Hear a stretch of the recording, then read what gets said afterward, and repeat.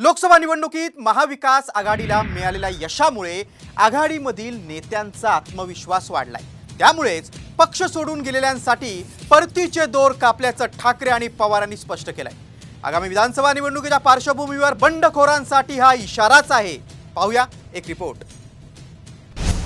गद्दारांसाठी पक्षाची दारे बंद। शिंदे अजितदादांसाठी परतीचे दोर कापले। ठाकरे आणि पवारांची भूमिका।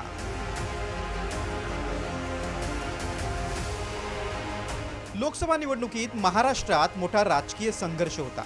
शिवसेना आणि राष्ट्रवादी हे दोन मोठे पक्ष फुटल्यानं मतदारांचा कौल कोणाकडे असणार याची उत्सुकता होती। गद्दार निष्ठावंत हा मुद्दाही महत्त्वाचा होता। या निवडणुकीत महाविकास आघाडीला मिळालेल्या यशामुळे आघाडीतील नेत्यांचा आत्मविश्वास वाढलाय। मवियाला 30 जागा मिळाल्यानं विधानसभेसाठी आघाडीतील तिन्ही पक्ष एकजुटीने पुढे सरसावले।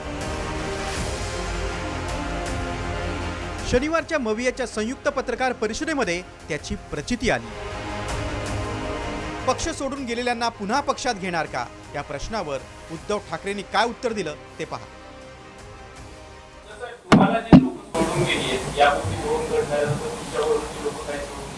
अजिबात परत घेणार नाही।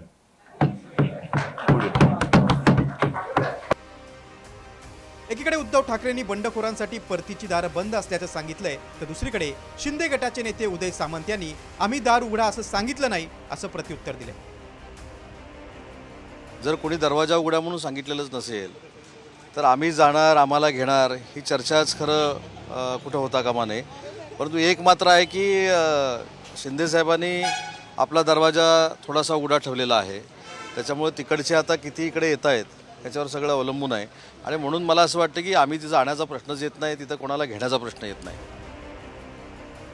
लोकसभेला शरद पवारांच्या राष्ट्रवादीनं 10 उमेदवार उभे करून 8 जागा जिंकल्यात। सर्वात जास्त स्ट्राईक रेट पवारांचा असताना अजित पवारांच्या वाट्याला केवळ 1 विजय आलाय। पवारांनीही गेलेल्या लोकांना परत घेण्याचा प्रश्नच येत नसल्याचं म्हटलंय। लेकिन आपके लोग भी छोड़ के आपके भतीजे गए, आप तो हार गए हैं, उनमें खबरी मची है, तो आएंगे तो क्या आप साथ में देंगे या नहीं देंगे? सवाल काही नाही होता। अजित पवारांना घेतल्यामुळे भाजपची ब्रँड व्हॅल्यू कमी झाली। याचं काय त्यांचा अनुभव काय तो त्यांनी सांगितलं, आम्ही त्याच्या